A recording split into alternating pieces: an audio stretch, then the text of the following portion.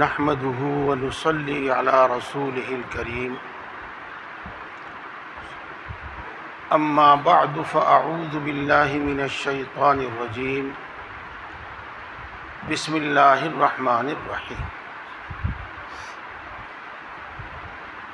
وإذا سألك عبادي عني فإني قريب أجيب دعوة الداع إذا دعاني فليستجيبوا لي وليؤمنوا بي لعلهم يرشدون وقال الله تبارك وتعالى ادعوني أستجب لكم إن الذين يستكبرون عن عبادتي سيدخلون جهنم داخرين صدق الله العظيم وقال النبي صلى الله عليه وسلم الدعاء سلاح المؤمن وقال النبي صلى الله عليه وسلم الدعاء مخ العبادة او كما قال عليه الصلاة والسلام۔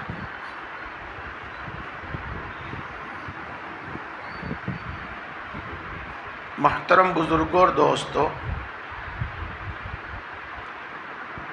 بہت سے حضرات آیت شریفہ سن کر اور حدیث پاک سن کر سمجھ گئے ہوں گے کہ اس وقت کیا بیان ہوگا۔ اس وقت بیان ہوگا دعا کے متعلق۔ دوستو، میری عمر قریب 65-66 سال ہے اور میں 8 سال کی عمر میں الحمدللہ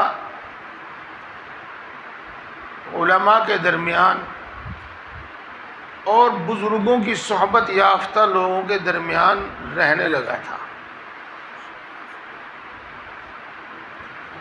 اور خاص اللہ کا کرم، اللہ کا فضل ہوا کہ اسی وقت سے مجھے ایسے سمجھدار اور ایسے نیک لوگ ملے کہ کم از کم علم کے اندر مجھے کوئی غلط فہمی نہیں، عمل میں کتنی بھی کوتاہی لیکن عمل میں کمی نہیں، علم میں غلط فہمی نہیں، یعنی علم صحیح ہے، صحیح علم، صحیح بات، عمل میں میرے کوتاہی جتنی چاہے ہو۔ اسی واسطے اپنے ارد گرد اور عام مسلمانوں میں جو کمی کوتاہی نظر آتی ہے تو اس میں غور کرنے سے پتہ چلتا ہے کہ بہت ساری باتیں وہ غلط فہمی کی بنا پر ہیں، وہ ایمان و یقین کی کمزوری ہو، وہ اعمال کی کوتاہی ہو، اس کا ایک بڑا سبب وہ غلط فہمیاں ہیں، یعنی ادھورا علم ہے، ادھورا علم ہے۔ اور اس کا سبب یہ ہے کہ اکثر و بیشتر ہم وعظ و تقریر سننے پر اکتفا کرتے ہیں اور اس ٹاپک پر، اس موضوع پر تفصیلی مضامین کتابوں میں نہیں پڑھتے۔ اگر تفصیلی مضامین کتابوں میں پڑھے جاویں تو وہاں پر پوری بات کہہ دی جاتی ہے، اور وعظ و تقریر میں وقت کا بھی دھیان رکھا جاتا ہے، سننے والوں کا بھی دھیان رکھا جاتا ہے۔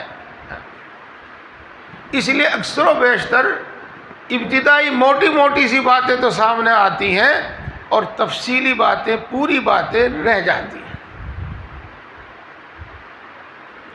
تو آج میں اسی سے متعلق کچھ عرض کروں گا اور انشاءاللہ آپ کی سمجھ میں بھی آئے گا اور آپ کی پسند بھی آئے گا اور آپ کو محسوس ہوگا کہ ہاں بات ٹھیک کہی گئی ہے۔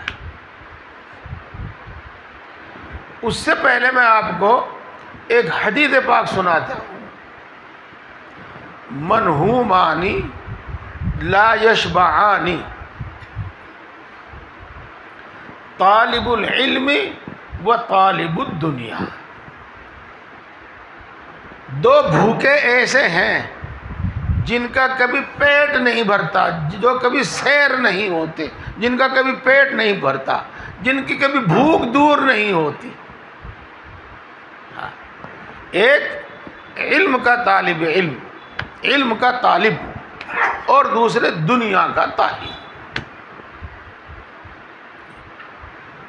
تو ہمیں ہمیشہ طلب رہنی چاہیے کہ ہمیں صحیح بات معلوم ہو جاوے، دین کی صحیح بات معلوم ہو جاوے، دین کی صحیح بات معلوم ہو جاوے۔ ہر مومن کو ہونی چاہیے اور ہر شخص کو ہونی چاہیے کہ دین کی صحیح بات معلوم ہو جاوے۔ دین کی صحیح بات معلوم کرنا، یعنی صحیح علم حاصل کرنا، یہ بھی بہت بڑی عبادت ہے۔ آج میں اس پر کچھ نہیں کہتا، بس اتنی بات کہتا ہوں کہ یہ طلب ہونی چاہیے ہر مسلمان کے اندر کہ صحیح بات معلوم ہو جاوے، صحیح بات معلوم ہو جاوے۔ اور آگے کہتا ہوں کہ بات سننے میں مزہ آوے یا نہ آوے، لیکن صحیح بات معلوم ہو جاوے۔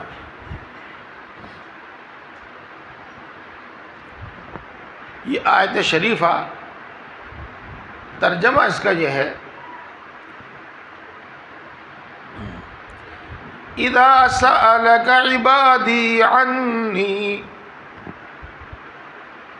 جب میرے بندے آپ سے میرے بارے میں پوچھیں۔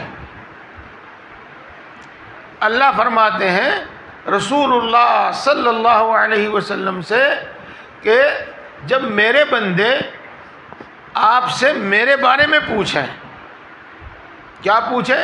جواب سے ہی پتہ چل جائے گا۔ فَإِنِّي قریب، تو آپ ان کو بتا دیجئے گا کہ میں نزدیک ہوں، میں قریب ہوں، میں ہر بندے کے قریب ہوں، ہر بندے کے قریب ہوں۔ کتنا قریب؟ وَنَعْلَمُ مَا تُوَسْوِسُ بِهِ نَفْسُهُ وَنَحْنُ أَقْرَبُ إِلَيْهِ مِنْ حَبْلِ الْوَرِيدِ۔ میں اتنا قریب ہوں کہ انسان کے دل میں جو خیالات آتے ہیں وہ بھی میں سنتا ہوں اور وہ بھی میں جانتا ہوں۔ وَنَعْلَمُ مَا تُوَسْوِسُ بِهِ نَفْسُهُ، اور میں اس کی روح سے بھی زیادہ اس کے قریب ہوں۔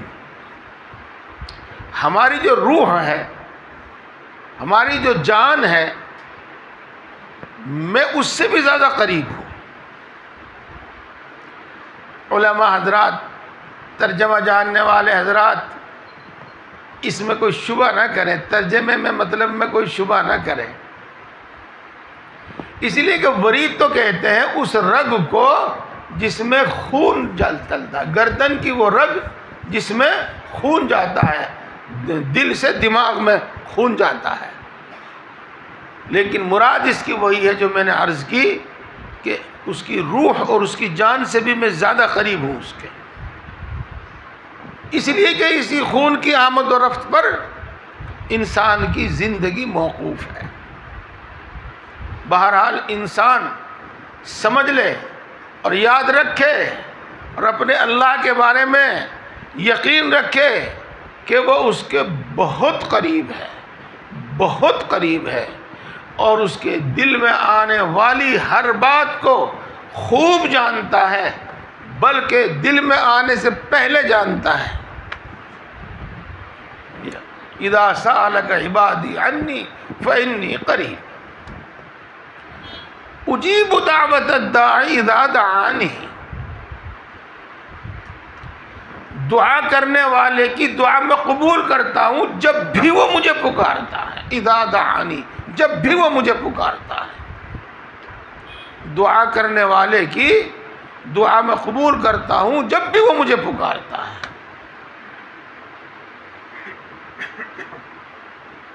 فَاسْتَجِيبُوا لِي وَلْيُؤْمِنُوا بِي،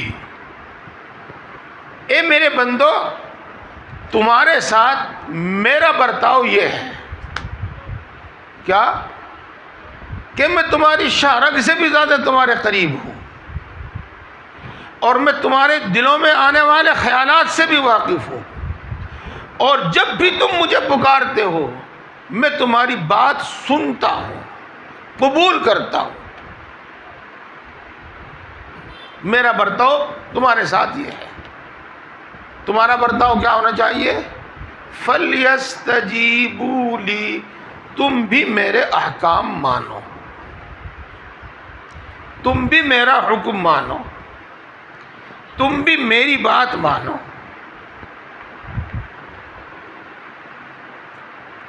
ابھی میں صرف آپ کو متوجہ کرتا ہوں،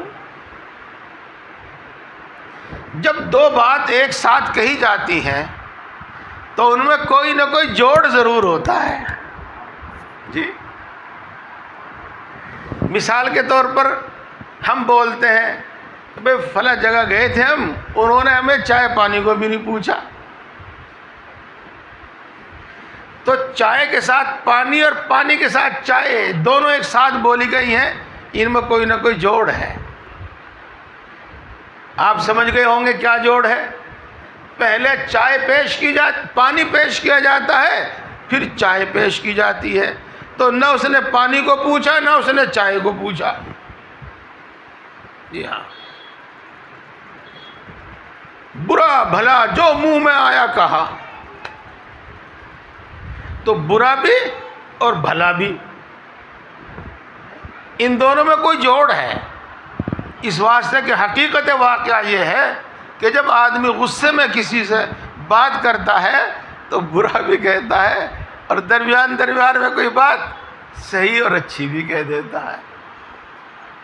جب یہ بات آپ کی سمجھ میں آئی تو آپ یوں سمجھو کہ اللہ تبارک و تعالیٰ ادھر تو یوں فرما رہے ہیں کہ جب بھی تم مجھے پکارتے ہو میں تمہاری بات کو سنتا ہوں، اور پھر آگے یوں فرما رہے ہیں کہ میرے احکام کو قبول کرو، میری باتوں کو مانو۔ ان دونوں میں کوئی جوڑ ہے، ان دونوں میں کوئی جوڑ ہے، ہاں ہے، اب بتاتا ہوں میں انشاءاللہ۔ میرے دوستو، بات تو اتنی ہی کافی ہے، لیکن میں کسی مصلحت کسی فائدے کے تحت یہ دوسری آیت شریفہ کا ترجمہ بھی کرتا ہوں۔ قال ربکم،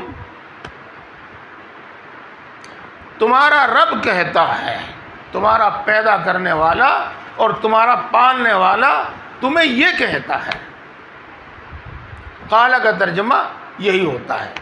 اب اس کا مطلب ہے تمہارا پیدا کرنے والا اور تمہیں پالنے والا تمہیں حکم دیتا ہے۔ قال کا ترجمہ تمہیں حکم دیتا ہے، ادعونی، مجھے پکارو، مجھ سے مانگو، استجب لکم، میں تمہاری بات قبول کروں گا، میں تمہاری دعا قبول کروں گا۔ آگے ارشاد فرمایا ان الذین یستکبرون عن عبادتی، جو لوگ میری عبادت سے تکبر کرتے ہیں، اعراض کرتے ہیں، بے رخی برتتے ہیں، سیدخلون جہنم داخرین، میں بہت جلدی، یا تو یوں ترجمہ کر لو، یہ کہو بالیقین، یقیناً، سین تاکید کے واسطے بھی آتا ہے اور استقبال کے لیے بھی آتا ہے، میں بہت جلدی بالیقین ان کو رسوا کر کے جہنم میں داخل کروں گا۔ سیدخلون جہنم داخل، حدیث پاک میں جو آیا ہے میں آپ کو یہاں سے بھی سمجھا دوں گا، آپ یہاں بھی سمجھ جاویں گے۔ پہلے تو کہا ادعونی، مجھے پکارو، اور پھر یوں کہا جو میری عبادت سے اعراض کرتے ہیں۔ ان دونوں میں بھی کوئی جوڑ ہے؟ ہاں جوڑ ہے۔ اور ان دونوں میں جوڑ اور ان دونوں میں تعلق یہ ہے کہ دعا بھی ایک عبادت ہے، دعا بھی ایک عبادت ہے۔ حدیث پاک میں اس کو اس طرح بیان کیا گیا ہے، الدعاء مخ العبادہ، دعا عبادت کا مغز ہے۔ اسی واسطے آپ نے دیکھا ہوگا معمول رسول اللہ صلی اللہ علیہ وسلم کا، صحابہ کرام کا، رسول اللہ صلی اللہ علیہ وسلم کی سنت، آپ کا طریق کہ ہر عبادت کے بعد دعا، ہر عبادت کے بعد دعا۔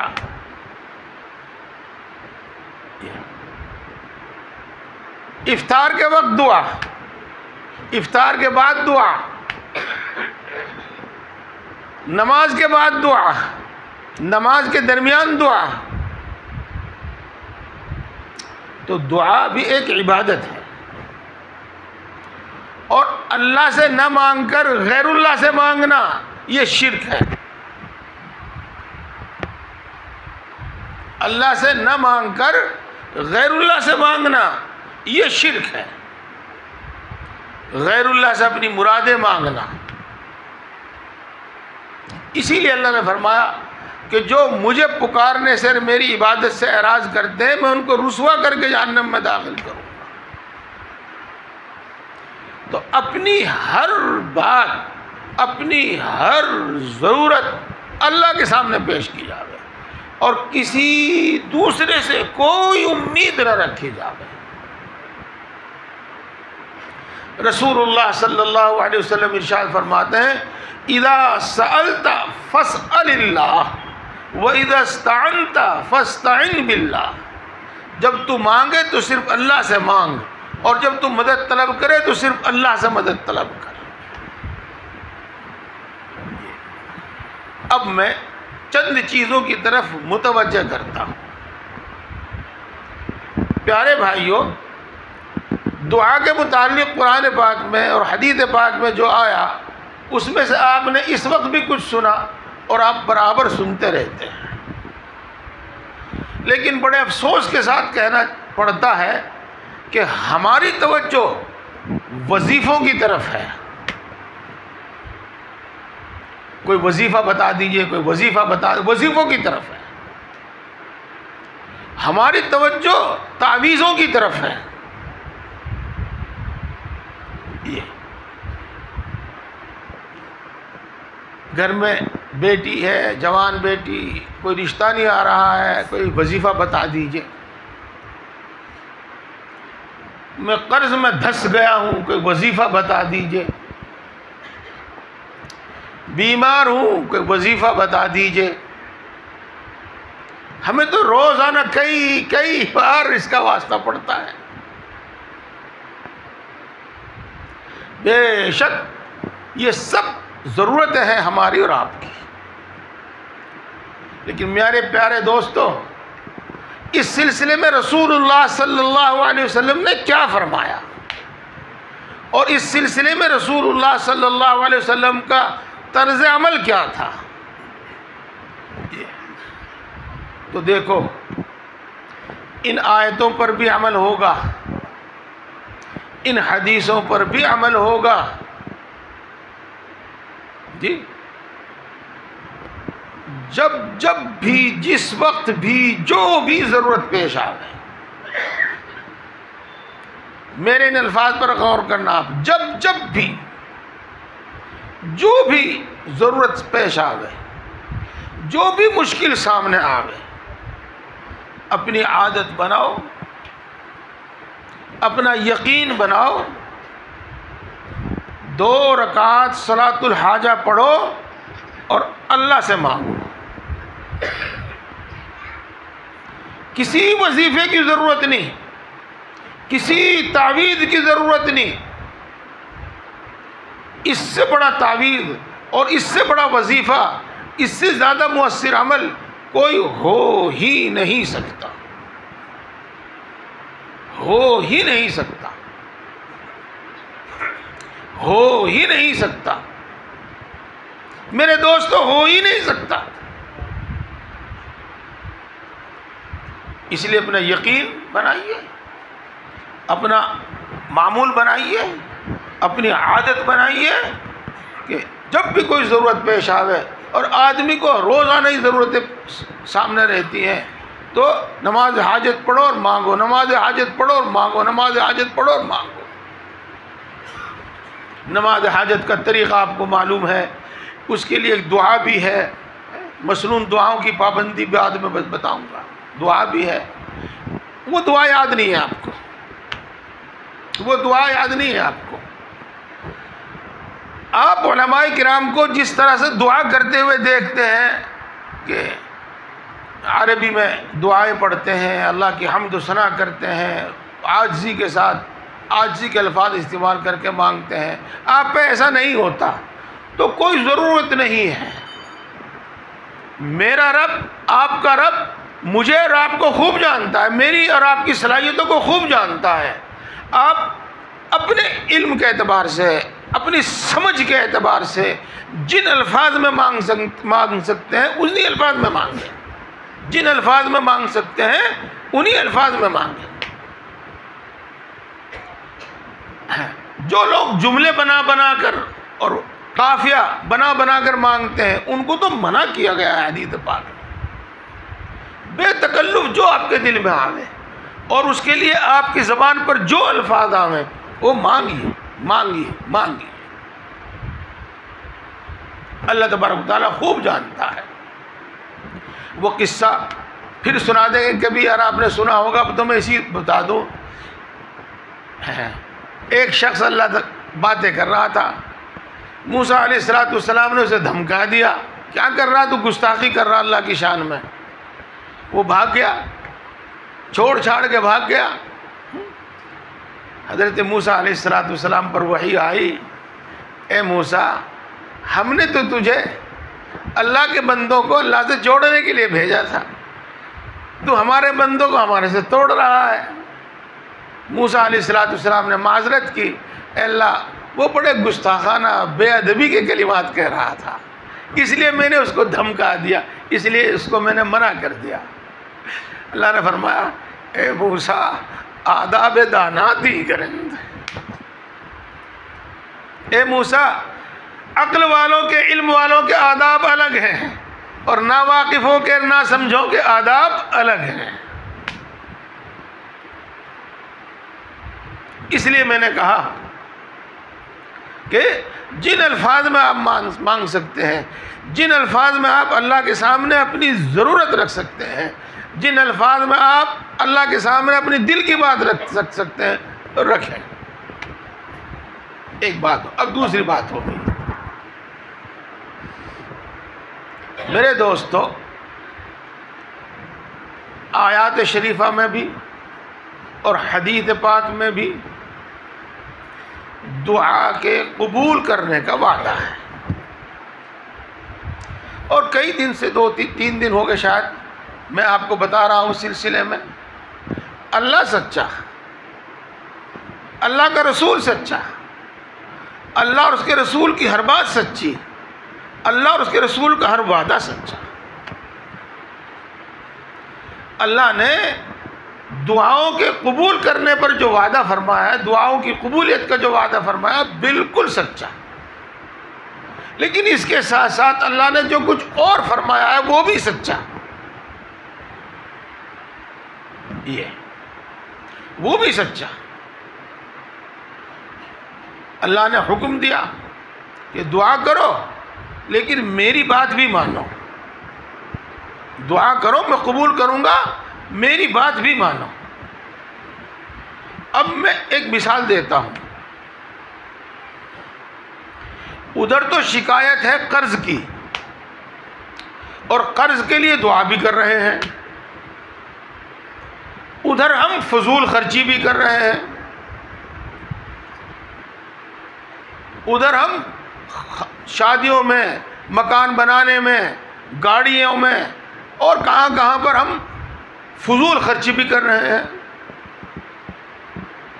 آج کل عوام کو لوٹنے کی ایک سے ایک اسکیم لائی جا رہی ہے، ایک سے ایک اسکیم لائی جا رہی ہے۔ اور طرح طرح کے لون سے لوگوں کو متعارف کرایا جا رہا ہے. ہم دیکھ رہے ہیں اور سن رہے ہیں، اور وہ آ کے کبھی کبھی اپنا دکھ بھی بتاتے ہیں. ایک لون یہاں سے لے لیا، ایک لون یہاں سے لے لیا، ایک لون یہاں سے گاڑی پر لے لیا، مکان پر لے لیا، کہیں پر لے لیا. وہ تو خرچ کر دیا جہاں کرنا تھا، اب پریشان ہے. اب مکان بکنے کا نمبر آ رہا ہے، اب دکان بکنے کا نمبر آ رہا ہے، اب دعا کر رہا ہے، اب بزرگوں کے پاس جا رہا ہے. میرے دوستو، جہاں اللہ تبارک و تعالیٰ کا حکم ہے دعا کرنے کا، وہاں اللہ تبارک و تعالیٰ کا حکم ہے فضول خرچی سے بچنے کا. وہاں اللہ کے رسول صلی اللہ علیہ وسلم کا حکم ہے بلا ضرورت قرض نہ لینے کا. اللہ کے رسول صلی اللہ علیہ وسلم کا حکم ہے، اللہ کا حکم ہے سودی قرض نہ لینے کا. اب ہم دیکھو کس طرح سے پھنسے. سود کی نحوست بھی ظاہر ہوگی، اور جو ہم نے بلا ضرورت قرض لیا ہے محض شوق میں، شوق پورے کرنے کے لیے، اس کی نحوست بھی ظاہر ہوگی. اور جو ہم نے فضول خرچیاں کی ہیں اس کی نحوست بھی ظاہر ہوگی. اس کی جو سزا اور اس کا جو انجام اللہ کے یہاں ہے وہ بھی بھگتنا پڑے گا. اگر دعاؤں کی قبولیت کا ہمیں کچھ اثر ظاہر نہیں ہوتا تو اس میں ہمارے اس طرح کے اعمال کو بڑا دخل ہوتا ہے، اس طرح کے اعمال کو بڑا دخل ہوتا ہے. تو جہاں اللہ تبارک و تعالیٰ سے دعا کی جاوے وہاں اس بات کا بھی خیال رکھا جاوے کہ اللہ کے احکام کی خلاف ورزی نہ کی جاوے. جس کو میں عام اور صاف الفاظ میں کہوں کہ شریعت کی پابندی کی جاوے، دین کی پابندی کی جاوے، اور ہر معاملے میں یہ سوچا جاوے کہ اس بارے میں اللہ کے رسول کا کیا حکم ہے، اس بارے میں دین کا کیا حکم ہے. مثال کے طور پر ہم بہت شوقین ہیں لون لینے کے، قرض لینے کے، لون لینے کے بڑے شوقین ہیں، اور وہ بڑی ترقی کا ذریعہ سمجھتے ہیں. ٹھیک ہے، سوچئے سمجھیے اس بارے میں. رسول اللہ صلی اللہ علیہ وسلم نے اللہ کی راہ میں شہید ہونے کے بارے میں بڑی فضیلت بیان کی، اور قرآن شریف نے بیان کی. اور ہم سب جانتے ہیں کہ اللہ تبارک و تعالیٰ کے یہاں شہید کا مقام بہت اونچا ہے، بہت اونچا ہے، بہت اونچا ہے. اور اللہ کی راہ میں جہاد کرنے کا ثواب بہت زیادہ ہے، بہت زیادہ ہے. رسول اللہ صلی اللہ علیہ وسلم ارشاد فرماتے ہیں کہ اللہ کی راہ میں شہادت سے سب گناہ معاف ہو جاتے ہیں سوائے قرض کے.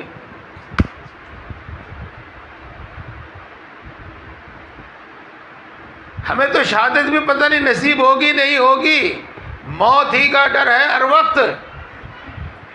تو ہم نے جو لون لے رکھے ہیں، ہم نے جو بلا ضرورت قرض لے رکھے ہیں محض امیدوں اور آرزوؤں پر، بلکہ دوسروں کے بہکانے پر، ان کا کیا ہوگا؟ اللہ کے رسول صلی اللہ علیہ وسلم نے جو یہ بتلایا تو اسی لیے تو بتلایا تاکہ ہم اس سے روکے رہیں. نام مجھے صحیح سے یاد نہیں آ رہا ایک صحابی کا، وہ ایک جنگ میں، ایک غزوے میں شہید ہو گئے.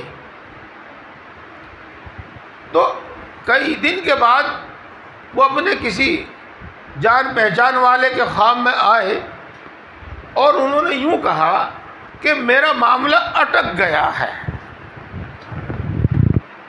میرا معاملہ اٹک گیا ہے، اور میرے ذمہ فلاں شخص کا قرض ہے، اور میرے کچھ پیسے فلاں جگہ دفن ہیں، وہاں رکھے ہوئے ہیں، تم ذرا وہاں سے نکال کے ان کو اس کا قرض ادا کر دو. جب اس جگہ کو دیکھا گیا تو وہاں پر وہ پیسے موجود تھے، تو قرض ادا کر دیا گیا. جب جنازہ آتا تھا رسول اللہ صلی اللہ علیہ وسلم کے سامنے تو آپ یہ پوچھتے تھے کہ اس کے ذمے کسی کا قرض تو نہیں ہے. اگر قرض ہوتا تھا تو آپ نماز نہیں پڑھاتے تھے اس کی.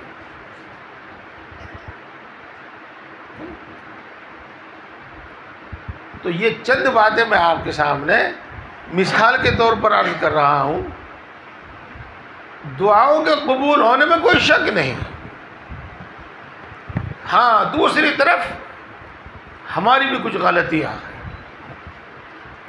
اب مثال کے طور پر آپ رزق کے واسطے، رزق کی برکت کے واسطے دعا بھی کرتے ہیں اور کچھ وظیفے بھی پڑھتے ہیں.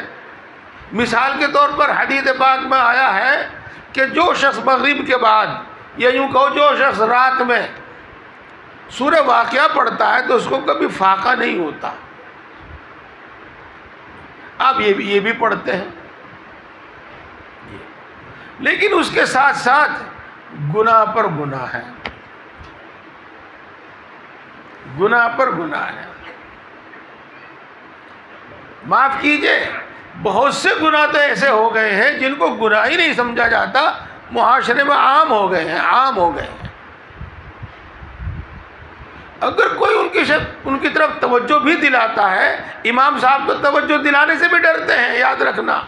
خطیب صاحب تو توجہ دلانے سے بھی ڈرتے ہیں. اور کیوں ڈرتے ہیں؟ ہاں ڈرتے ہیں، جس وجہ سے ڈرتے ہیں. میں بھی ڈرتا ہوں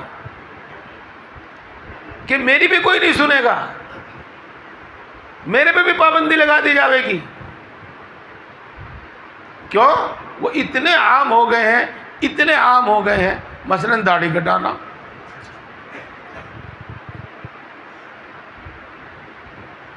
جی، مثلا تصویریں بنانا، ہر چیز کی ویڈیو، ہر چیز کی ویڈیو، ہر چیز کی ویڈیو. گناہ. مثلا تجارت میں جھوٹ بولنا، مثلا تجارت کے اندر ملاوٹ کرنا، سامان میں ملاوٹ کرنا وغیرہ. کہ یہ عقیدہ ہو گیا ہے، یہ سوچ ہو گئی ہے کہ اس کے بغیر ہم آگے بڑھ ہی نہیں سکتے.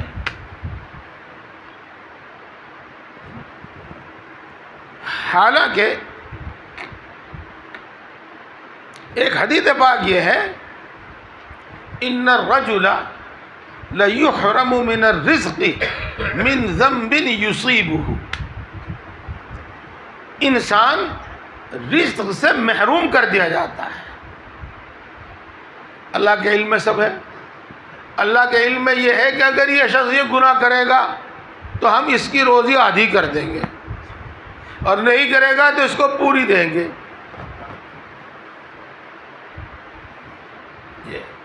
جیسا کہ تو گناہ کی وجہ سے وہ رزق سے محروم کر دیا جاتا ہے.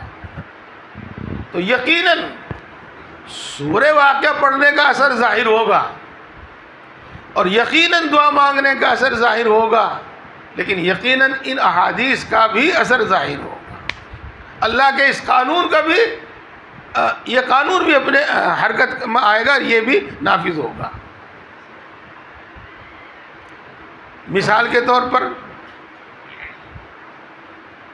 حدیث پاک میں آیا ہے کہ جو شخص اپنے سامان کا عیب بتا دیتا ہے دوسرے کو، اور اپنے سامان کا عیب بتا کر دوسرے کو بیچتا ہے، تو اس کی روزی میں برکت کی جاتی ہے. اللہ کی طرف سے برکت ہوتی ہے اس کی روزی میں. ادھر تم سیکنڈ ہینڈ وان فرسٹ میں بیچ رہے ہیں، اور ادھر برکت کا وظیفہ پڑھ رہے ہیں. تو کیا برکت کے وظیفے کا تو اثر ہوگا؟ اور اللہ کے رسول صلی اللہ علیہ وسلم نے کہو، اللہ نے کہو، جو کہا ہے اس کا اثر ظاہر نہیں ہوگا. کیوں؟ اس کا بھی اثر ظاہر ہوگا. چلو یہ چند مثالیں ہوگی بات. اب میں شاید گھنٹی بج گئی ہے، لیکن ضروری ہے 2-3 باتیں. جب دعا کرتے ہیں اور بزرگوں سے دعا کراتے ہیں تو پھر یہ ہم بھول جاتے ہیں کہ ہمیں اسباب بھی صحیح طریقے پر اختیار کرنے چاہیے. اس کو بھول جاتے ہیں. بس دعا کر کے، صلاۃ الحاجت پڑھ کے اور رو رو کر شب قدر میں دعا کر کے، شب برات میں دعا کر کے ہم اس یقین پر بیٹھ جاتے ہیں، اس امید پر بیٹھے رہتے ہیں کہ اب تو چھت پھٹے گی، خزانہ گرے گا۔ میرے دوستو، رسول اللہ صلی اللہ علیہ وسلم کی سیرت پاک سے ایسا ہرگز معلوم نہیں ہوتا، ایسا ہرگز معلوم نہیں ہوتا۔ جی چلو، کھولنے میں دیر لگے گی، میں زبانی بتا دیتا ہوں۔ حضرت مولانا اشرف علی صاحب تھانوی نور اللہ مرقدہ نے کتاب لکھی ہے جس کا نام ہے حیات المسلمین، اور اس میں 20 سبق ہیں بہت اہم۔ ان میں سے ایک سبق ہے دعا سے متعلق۔ آپ دعا کے متعلق حدیثیں لکھنے سے پہلے اور دعا سے متعلق آیتیں لکھنے سے پہلے یوں فرماتے ہیں کہ اے اللہ کے بندو، دعا خوب کرو۔ کام دو طرح کے ہیں، ایک وہ جس میں ہمارے اختیار میں کچھ بھی نہیں ہے، مثال کے طور پر بارشوں کا ہونا ہمارے اختیار میں کچھ بھی نہیں ہے۔ مثال کے طور پر کسی ظالم نے ہم نے اپنی گرفت میں لے لیا، ہم اس سے چھوٹ نہیں پا رہے ہیں، ہمارے اختیار میں کچھ نہیں۔ تو ان کے بارے میں تو اللہ سے خوب دعا کرو، اور وہاں حل صرف دعا ہی ہے۔ اور کچھ چیزیں ایسی ہیں جس میں ہمارے بھی کچھ اختیار میں ہے، ہمیں بھی کچھ اختیار دیا گیا ہے۔ مثلاً بیمار ہیں تو پرہیز کریں، بیمار ہیں دوائی کریں۔ تو ایسا نہیں کہ صرف دعا پر اکتفا کریں، بلکہ دوا بھی کریں، پرہیز بھی کریں۔ ہمارے نوجوان بچے، اسکول میں پڑھنے والے، مدرسے میں پڑھنے والے، امتحان کے وقت بہت بے چین ہوتے ہیں، اور دور دور سے فون آتے ہیں دعا کے لیے، اور یقیناً ہم دعا کرتے بھی ہیں، ایسا نہیں کہ دعا بھی کرتے ہیں۔ لیکن میرا ذہن آپ پڑھ چکے ہوں گے تو میں کبھی کبھی اس سے کہتا ہوں، ارے بھائی اسکول بھی جاتا تھا کہ نہیں؟ کہ جی بس کمی تو یہیں رہ گئی، کمی تو یہیں رہ گئی۔ ہاں، تو ایسا نہیں چلے گا کام۔ جی حضرت فرماتے ہیں اس سلسلے میں کہ مثال کے طور پر اللہ نے تمہیں دولت دی ہے، مثال کے طور پر اللہ تبارک و تعالیٰ نے تمہیں اتنا بڑا عہدہ دیا ہے کہ لوگ تمہارے دشمن ہیں، تو اپنی حفاظت کے لیے، اپنے مال کی حفاظت کے لیے دعا بھی کرو، اور اپنی حفاظت کے واسطے اور مال کی حفاظت کے واسطے پہرے دار بھی رکھو، چوکی دار بھی رکھو۔ مال کی حفاظت کے واسطے تالے کنجی کا بھی انتظام کرو۔ یہ اسی طریقے سے کسی شخص نے ارادہ کیا کہ بھئی میں انشاءاللہ پابندی کے ساتھ نماز جماعت سے پڑھوں گا، اور انشاءاللہ اوراد و وظائف، ذکر وغیرہ، قرآن پاک کی تلاوت کا معمول کروں گا، تو اللہ سے دعا بھی کرو کہ اللہ اس کو میرے لیے آسان کر دے، اور جو مشقت پیش آوے، جو دشواری پیش آوے، اس کو بھی برداشت کرو، جس کا حاصل یہ ہوا کہ جائز اسباب بھی اختیار کرو اور دعا بھی کرو۔ بعد میں ختم کر رہا ہوں اپنے شیخ اول حضرت مولانا مسیح اللہ خان صاحب جلال آبادی نور اللہ مرقدہ کی ایک بات پر۔ حضرت جب بیمار ہو گئے اور اتنی بھی طاقت نہیں رہی کہ ہاتھ سے لکھ سکے، تو حضرت نے جب درمیان میں کچھ ہمت سی آئی، ایک چھوٹی سی اتنی سی پرچی لکھی، اور اس میں کچھ نصیحتیں لکھی۔ ہر شخص کے جواب میں وہ پرچی رکھ دیا کرتے تھے، بجائے اس کا پورا جواب دینے کے بس وہ پرچی رکھ دیا کرتے تھے۔ تو میرے دوستو، اس میں کئی باتیں تھیں۔ ایک بات آج کے موضوع سے متعلق یوں فرماتے تھے، ہر کام بتدبیر حسن اور دعا خوب، ہر کام بتدبیر حسن اور دعا خوب۔ یہ مثال کے طور پر ہمارے دل میں کوئی مقدمہ آ گیا، بس وظیفے پڑھتے رہو اور دعا کرتے رہو، نہیں نہیں نہیں نہیں، یہ حکم نہیں ہے. ہمیں حکم یہ ہے کہ آپ سوچ سمجھ کر صلاح مشورہ کر کر اچھا وکیل کیجئے. آپ اس کے واسطے ثبوت جتنے بھی ہیں، دستاویزی ثبوت، جیسے بھی ثبوت کی ضرورت ہے وہ ثبوت مہیا کیجئے، وہ جمع کیجئے. آپ وہاں پر حاضری میں موجود ہونے میں لاپرواہی مت برتیے. میں ان سب کے متعلق آپ کو حدیثیں بھی سناتا. بس اب میں اپنی بات ختم کرتا ہوں اور اپنی بات کا حاصل خلاصہ آپ کے سامنے پیش کرتا ہوں.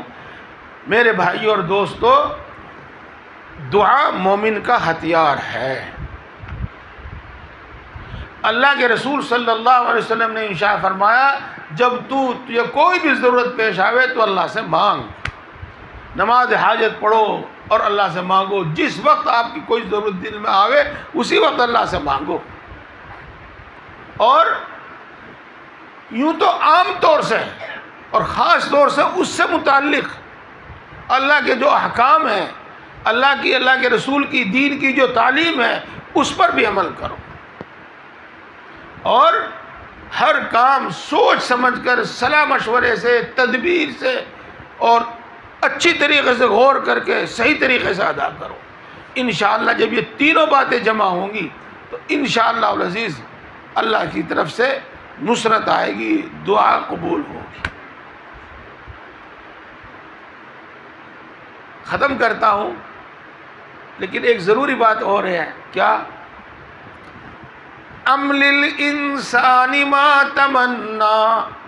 کیا انسان کے لیے ہر کچھ سب کچھ ہے جس کی وہ تمنا کرے؟ یعنی نہیں. تو کچھ چیزیں ایسی ہوں گی اس کے باوجود بھی جن سے اللہ تبارک و تعالیٰ نہیں نوازے گا. تو آپ کو وہاں پر صبر کرنا پڑے گا. پھر وہاں شکایت نہیں کرنی پڑے گی. شکایت نہیں کریں گے آپ. اگر وہاں شکایت شروع ہوگی تو سب معاملہ درم برم ہو جائے گا. دعا کرو، اس سے متعلق اللہ کے رسول کی سب تعلیمات کو عمل میں لاؤ. گناہوں سے بچو، صحیح تدبیر کرو. اس کے بعد بھی اگر کچھ بات پیش آوے تو صبر کرو. پوری تعلیم یہ ہے. اللہ تبارک و تعالی ہم سب کو صحیح سمجھ اور عمل کی توفیق عطا فرمائے. وآخر دعوانا الحمدللہ رب العالمین. نحمدہ